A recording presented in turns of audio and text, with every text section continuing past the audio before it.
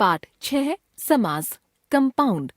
शब्द रचना की तीसरी विधि है समास द्वारा शब्द निर्माण। समास रचना में दो या दो से अधिक शब्दों के मेल से एक नया शब्द बनाया जाता है, जैसे हस्त जमा लिखित हस्तलिखित, 4 जमा पाई चारपाई, 10 जमा आनन दशानन, राजा जमा पुत्र राजपुत्र।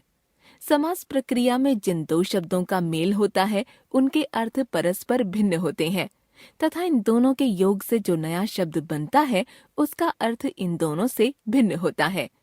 समास रचना में भाग लेने वाले पहले शब्द या पद को पूर्व पद तथा दूसरे शब्द या पद को उत्तर पद कहा जाता है।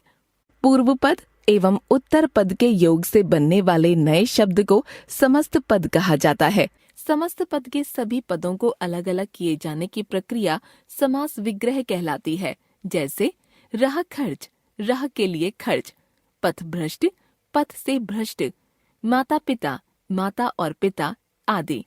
समास के भेद तत्पुरुष समास, कर्मधारय समास, द्विगु समास, बहुव्रीहि समास, द्वंद्व समास, अव्ययी भाव समास। तत्पुरुष समास जिस समस्त पद में पूर्व पद गौण तथा उत्तर पद प्रधान होता है तथा दोनों पदों के बीच कोई कारकीय संबंध होता है वह तत्पुरुष समास होता है। विग्रह करते समय कारकीय चिन्हों जिनका समास करते समय लोप कर दिया गया था को पुनः जोड़ दिया जाता है, जैसे युद्ध क्षेत्र युद्ध का क्षेत्र, गुरु दक्षिणा गुरु के लिए दक्षिणा, जेब कतरा जेब को कतरने वाला आदि। देखिए कुछ अन्य उदाहरण। समस्त पद समास विग्रह, यश प्राप्त यश को प्राप्त, डाक गाड़ी डाक के लिए गाड़ी, गुण युक्त गुणों से युक्त, कष्ट साध्य कष्ट से साध्य। कर्मधारय समास कर्मधारय समास में या तो पूर्व पद विश्लेषण तथा उत्तर पद विशेष्य होता है, अतः दोनों पदों के बीच उपमेय उपमान का संबंध होता है तथा इस समास का विग्रह करते समय दोनों पदों के बीच कारकीय चिन्ह या विसर्ग नहीं आते, जैसे विशेषण विशेष्य संबंध, विशेषण विशेष्य। समस्त पद समास विग्रह, नील जमा कमल नील कमल, नीला है जो कमल, पीत जमा अंबर पीतांबर, पीला है जो अंबर वस्त्र। उपमेय उपमान संबंध, उपमेय उपमान समस्त पद समास विग्रह, चरण जमा कमल चरण कमल, कमल के समान चरण, भुज जमा दंड भुज दंड, दंड के समान भुज। द्विगु समास द्विगु समास की सबसे बड़ी पहचान है कि इसका पूर्व पद संख्यावाची विशेषण होता है तथा उत्तर पद किसी समूह का बोध कराता है, जैसे चतुर्भुज चारों भुजाओं का समूह, पंजाब 5 आबों का समूह, चवन्नी 4 आनों का समाहार। अतः विग्रह करते समय उत्तर पद के साथ समूह या समाहार शब्द अवश्य जोड़ा जाता है।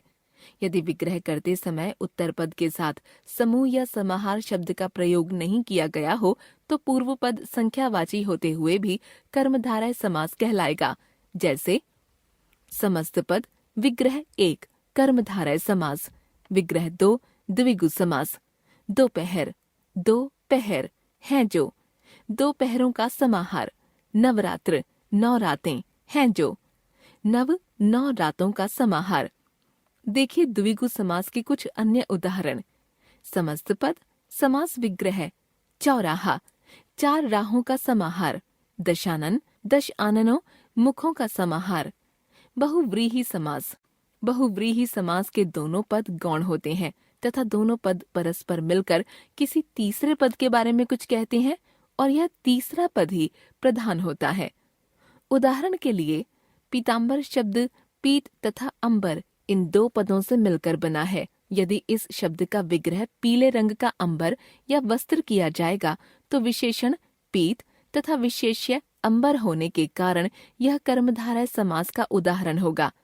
किंतु यदि इसका विग्रह किया जाए पीला है अंबर जिसका, अर्थात श्री कृष्ण की विशेषता बता रहे हैं। देखिए बहुव्रीहि समास के कुछ अन्य उदाहरण। समस्त पद समास विग्रह, प्रधान मुरलीधर, मुरली को धारण किया है जिसने। कृष्ण, नीलकंठ, नीला है कंठ जिसका। शिव। द्वंद्व समास, द्वंद्व समास में दोनों पद प्रधान होते हैं, अर्थात कोई पद गौण नहीं होता। समस्त पद बनाते समय दोनों पदों को जोड़ने वाले अव्ययों और, तथा, या आदि को हटा दिया जाता है। जैसे समस्त पद समास विग्रह, माता पिता, माता और पिता। अन्न जल, अन्न और जल। दाल चावल, दाल और चावल। सीता गीता, सीता और गीता। अव्ययी भाव समास, जिस समास का पहला पद कोई अव्यय अविकारी शब्द होता है उस समय को अव्ययी भाव समास कहते हैं। जैसे यथाशक्ति पद यथा और शक्ति के योग से बना है। इसका पूर्व पद यथा एक अव्यय है और इसका विग्रह होगा शक्ति के अनुसार। अव्ययी भाव समास के कुछ अन्य उदाहरण। समस्त पद अव्यय समास विग्रह। यथा समय, यथा समय के अनुसार। प्रतिदिन, प्रति। दिन, दिन या हर दिन।